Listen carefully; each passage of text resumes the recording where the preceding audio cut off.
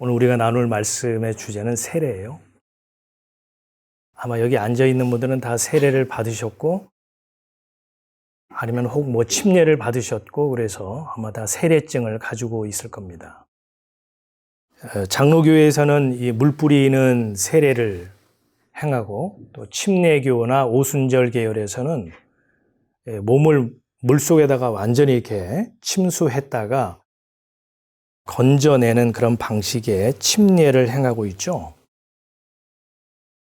세례가 성경적이냐, 침례가 성경적이냐라고 하는 그 논쟁은 뜨거운 감자처럼요, 지금까지도 일치된 결론을 내지 못한 채 그 싸움을 계속해 오고 있습니다. 오죽했으면 침례교라는 교단이 새로 만들어졌겠어요. 이 침례를 주장하는 쪽에서는 세례라고 하는 것은 약식이고 침례가 정식이다, 그렇게 주장하죠. 그 근거를 성경에서 대죠.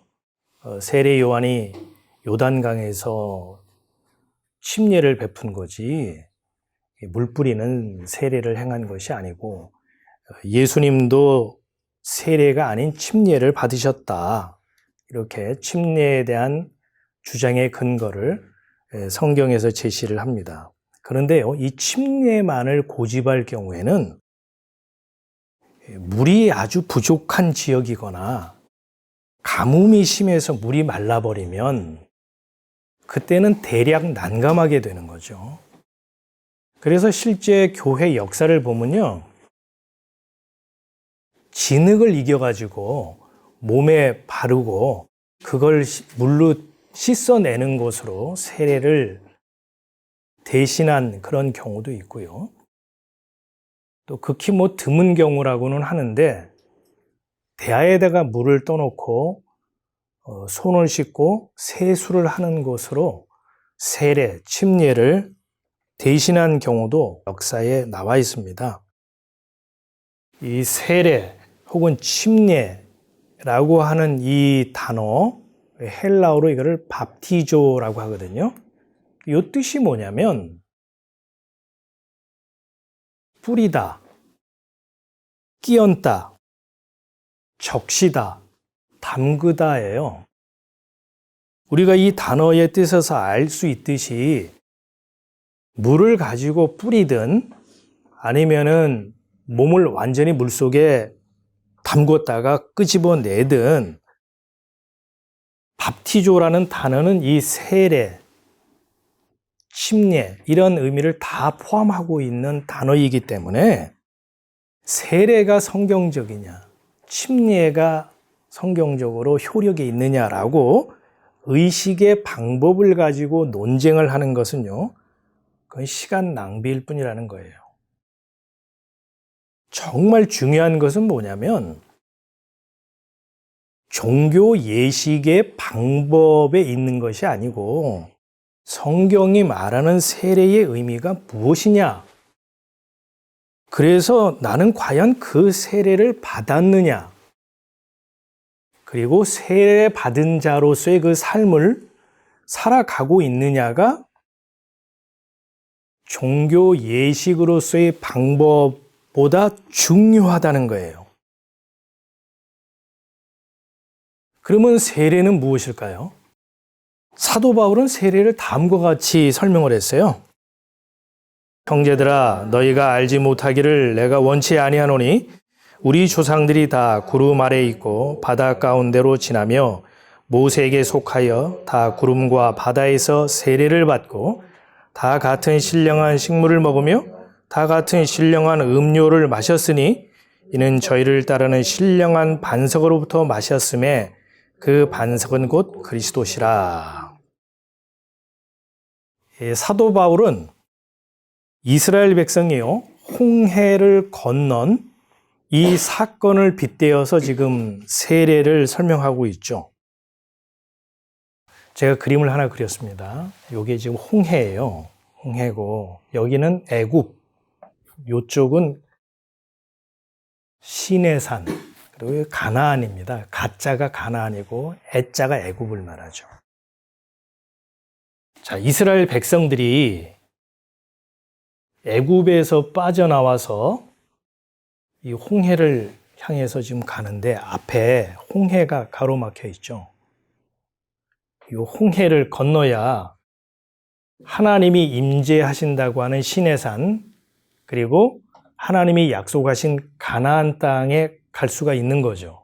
홍해가 막혀 있어요.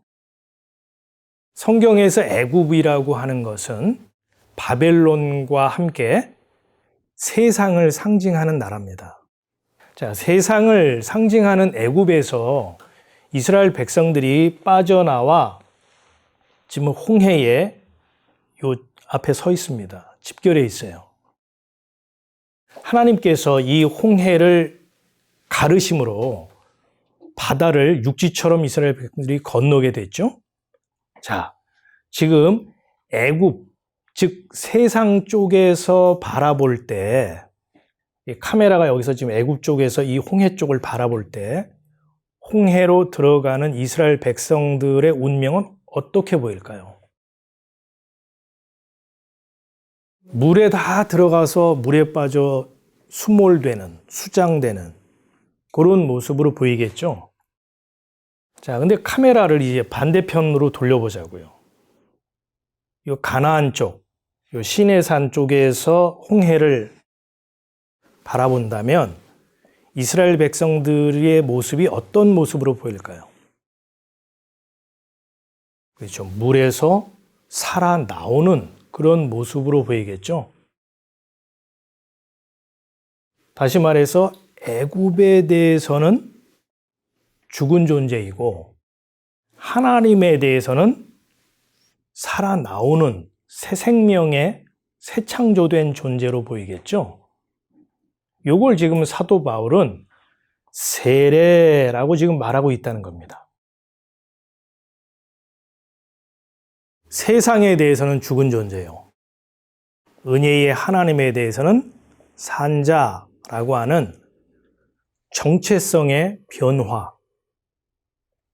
이것이 성경이 말하는 세례의 의미입니다. 좀 더 설명을 하자면 애굽의 억압과 착취 속에서 땀 흘리고 수고한 만큼 삭슬받아 살아가고 있는 종의 삶, 종의 신분, 거기에 대해서는 죽은 자요.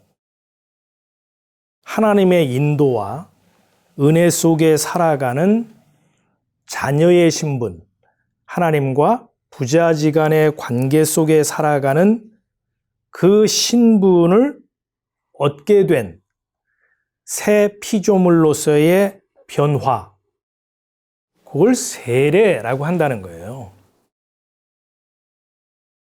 그러니까 뭐 물을 뿌리는 세례가 맞냐, 물에 잠궜다가 끄집어내는 침례가 맞냐라고 하는 것은 본질에서 벗어난 논쟁이라는 거죠.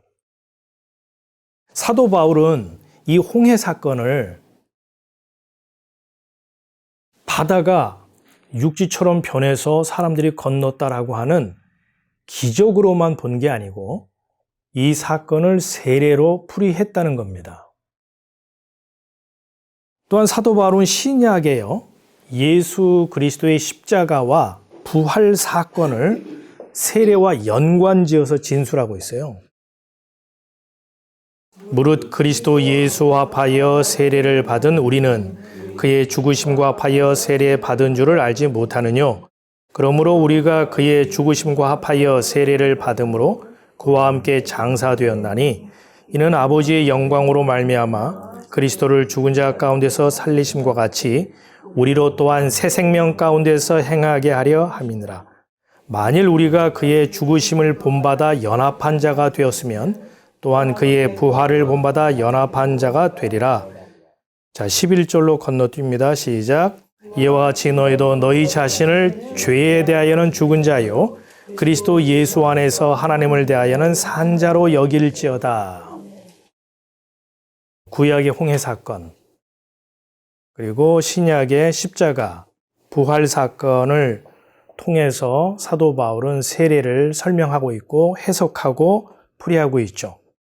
이와 같이 성경이 말하는 세례라고 하는 것은 정체성의 변화, 신분의 변화, 아이디를 새로 발급받은 것입니다. 세상에 속한 종의 신분에서 그리스도에게 소속된 하나님의 자녀라고 하는 신분으로 신분증, 아이디가 바뀐 자, 아이디를 재발급받은 자를 세례라고 하고 세례받은 자라고 한다는 거예요. 세례의 의미를 분명히 해야 됩니다. 세례는 성부와 성자와 성령의 이름으로 세례를 주노라 이게 아니고 그건 교회에서 하는 종교 의식이고요. 그건 형식이라면 내용은 본질은 내가 이 세상에서 살아가는 세상 방식에 대해서는 죽은 자요. 하나님 아버지에 대해서는 산 자, 은혜의 관계 속에 들어간 자라고 하는 새로운 아이디를 발급받은 자이다라고 하는 고백이 내 안에 있어야 그 사람이 진정 세례를 받은 자라는 겁니다. 제가 아는 어떤 분은요, 각 종파의 세례는 다 받았어요. 장로교회에서 세례받고, 침례교로 이동해서 침례받고, 캐톨릭으로 가서 영세받고, 루터교 쪽으로 가서 또 뭐 세례 성상가 뭐 받고. 나한테 그러더라고요. 자기 이제 저기 러시아나 이런 데 동방 종교 가서 거기서도 좀 받고 싶다고. 그래서 왜 이렇게 받아요? 그랬더니 마음에 깊은 평화가 있는 걸 모르는구나. 한 군데서만 받지 말고 여러 군데서 다 받아놔야 혹시 천국에 갈 때 너 약식으로 세례 받았다. 너 안 되겠어. 너 좀 더 있다 와. 침례 받았는데요. 그래? 그러면 됐지. 뭐 이제 그럴 수도 있기 때문에 각 종파의 종교 예법에 따라 다 받는다는 거예요. 근데 우리가 성경을 읽어보면요. 세례를 뭐 100번을 받고 침례 뭐 물속에 들어갔다 나오는 걸 100번을 해도 그거는 그저 예식에 참여한 거지. 내 안에서 내가 새로운 신분을 받은 정체성이 바뀐 자구나 라고 하는 그 인식, 그 고백이 없으면요. 각 종파의 세례를 다 받아도 천국에서 거절당하는 수가 있다는 겁니다. 자, 신분이 바뀐 자, 세례 받은 자는 그러면 어떻게 살아야 할까요? 우리에게 굉장히 관심사겠죠. 이해를 돕기 위해서 제가 예를 이제 들어보겠습니다. 머슴으로 살아가는 사람이 있었어요. 그 사람은 종의 신분이기 때문에 새벽부터 일어나서 마당을 쓸어야 되고 장작을 패야 되고 물을 길어와야지 아침밥이 나옵니다. 그리고 늘 주인의 눈치를 살펴야 돼요. 주인의 그 비위를 거슬리거나 눈에 벗어나면 그 사람은 매를 맞게 되죠. 화장실 뒤로 와. 네가 아직도 정신을 못 차렸구나. 네 신분을 잊었어. 그래서 먼지 날 정도로 맞습니다. 저녁에 자기 전에는 또 주인에게 가서 주인님에게 인사를 하고 숙소로 돌아가 잠자리에 누워야 돼요. 그런 삶을 뭐 죽을 때까지 사는데도 주인이 그 종한테는 유산을 상속할까요? 상속하지 않을까요? 노숙, 국물도 없습니다. 그리고 그 삶을 계속 산다고 해서 주인이 칭찬하는 것도 아니에요. 마땅히 너는 그런 삶을 살아야 할 신분이요, 존재다라고 하죠. 그런데 어느 날 어떤 사람이 와서 그 종을 양자를 삼았어요. 종의 신분에서 양자라고 하는 자녀의 신분으로 아이디가 이 사람이 바뀐 거죠. 그렇다면 그 사람은 어떻게 사는 것이 자기 신분에 맞는 삶일까요? 아버지와 자녀라고 하는 은혜의 관계 속에 살아가야 하지 않을까요? 그러지 않고 예전처럼 종살이를 계속하고 있다거나 아버지가 시키지도 않았는데 아버지 마음에 또 들려고 새벽부터 일어나서 새벽 5시 30분에 또 새벽 기도 드리고 또 장작 패고 물 길어다 놓고 그럼 아버지 마음이 얼마나 아프겠어요. 짠하고. 긴장을 풀지 못하고 또 내가 어떻게 잘못하면 두들겨 맞고 야단 맞고 지적질 당할까 해서 눈치 보면서 살아가는 보상의 관계, 거래의 관계라면 그거는 자녀라고 하는 신분증만 바뀌었지 여전히 종살이를 하는 거나 다름이 없겠죠. 우리 매튜가 4년간의 군 생활을 건강하게 마치고 부모님 집으로 돌아왔잖아요. 군인의 신분에서 자녀의 신분으로 신분이 바뀌었습니다. 군대라고 하는 것은 군대의 규율과 법칙에 따라서 생활해야 돼요. 아무리 힘들고 몸이 아프고 짜증이 나도 새벽이 되면 일어나야 됩니다. 새벽 점호를 받아야 돼요. 그리고 아침을 먹기 전에 사역을 해야 됩니다. 담도 쌓고 쓰레기도 치우고 눈도 다 치우고 이런 사역을 하고 나서 식당으로 줄지어 가서 밥을 먹게 되죠. 그리고 내무반 생활 잘못하면은 고참한테 두들겨 맞는데 정말 살벌하게 맞죠. 거기에는 자유도 없고 쉼도 없어요. 어찌 보면 개인의 삶이라고 하는 것은 박탈당한 울타리 안의 삶이죠.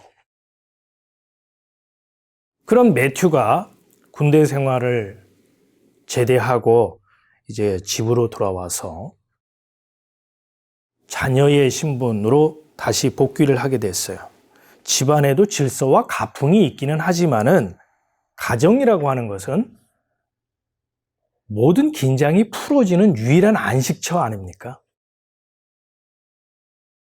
뭐 야단도 맞기도 하고 매를 맞기도 하고 하지만은 가정이라고 하는 것은 나의 모든 긴장, 나의 모든 무장이 해제되고 풀어지는 그런 곳이에요.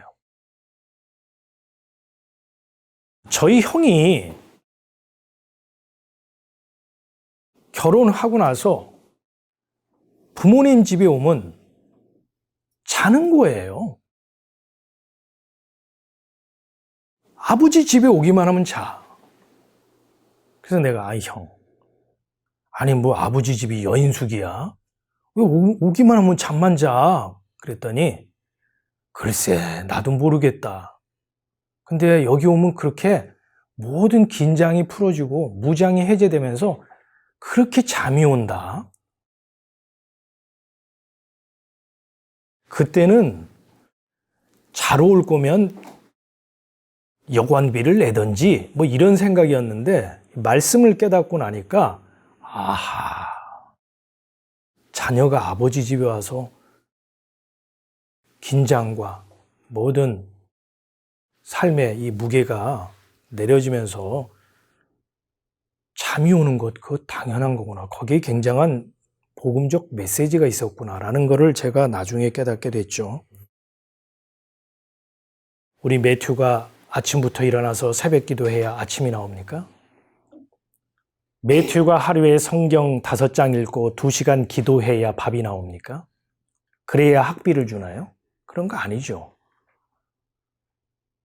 은혜의 관계라고 하는 것은 사랑의 관계이기 때문에 그 사람의 자격이나 조건이나 열심을 보고 보상 차원에서 뭘 해주는 게 아니죠.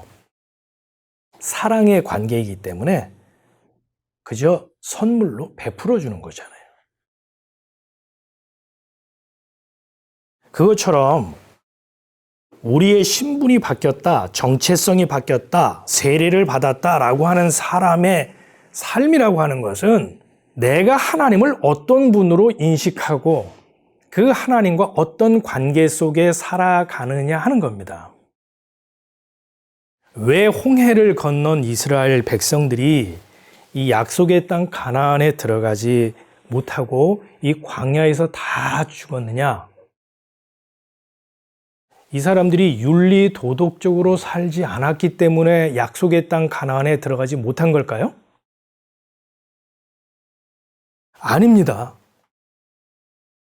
가나안이라고 하는 이 약속의 땅은 하나님과 은혜의 관계 속에서 살아가는 자녀의 신분을 얻은 자에게 주어지는 기업이지 하나님을 그저 채찍 들고 있는 어떤 그 종의 주인처럼 섬기고 일한 만큼 보상받는 그런 분으로 여겼기 때문에 홍해를 건넜지만 이들은 약속의 땅을 유산으로 얻지 못한 겁니다. 그러니까 몸은 애굽을 빠져나왔고 홍해를 건넜지만 그들의 삶의 태도, 그들의 하나님과의 관계는 여전히 주인과 종의 관계였기 때문에 가나안 땅을 기업으로 얻지 못하고 광야에서 모두 죽었던 거예요. 하루 종일 밖에서 일하고 땀 흘리고 먼지 뒤집어 쓰고 들어가서 내가 물 틀어놓고 내 몸 다 씻어내면 그건 세례가 아닙니다. 그건 샤워라고 그래요. 그건 내가 나의 더러움과 나의 먼지를 씻어내는 거죠. 근데 세례는 세례 받다라고 해서 수동태를 쓴다는 거예요. 그것은 뭐냐? 세상 방식에 묶여 살아가는 이 종의 신분에 대해서는 죽은 자요. 은혜의 하나님, 그분의 자녀라고 하는 신분에 대한 새로운 정체성의 그 아이디 발급은 내가 뭘 어떻게 해서 내가 스스로 만들어내는 게 아니고요. 또는 목사나 교회가 그 새로운 정체성, 아이디를 발급해 주는 게 아니고 하나님의 자녀라고 하는 새로운 신분, 새로운 아이디를 만들어서 발급하시는 분은 하나님이 그 아이디를, 신분증을 만드신다는 거예요. 우리는 그 신분증을 받아 내가 예전에 세상의 종이었는데, 종살이 했는데 이제는 하나님을 아버지로 모시는 자녀의 신분으로 내 정체성이 바뀌었구나. 이걸 확인하는 것이 우리의 몫이고 역할이라는 겁니다. 아버지와 자녀처럼요, 사랑과 은혜의 관계라는 새로운 정체성, 이 점을 우리가 기억하고 그 삶을 살아간다면요, 그 사람은 비록 몸은 이 세상에 몸담고 있지만 이 세상에 속하지 않은 존재입니다. 그 사람이 진짜 세례받은 세례교인으로서 약속의 나라를 기업으로 받기에 합당한 자녀, 천국 백성이라는 것이 성경의 진술입니다. 저와 여러분이 세례받은, 새로운 신분증을 받은 새 생명 가운데 살아가는 자로서 하늘나라를 유업으로 얻는 자녀의 삶을 살아갈 수 있기를 기원합니다.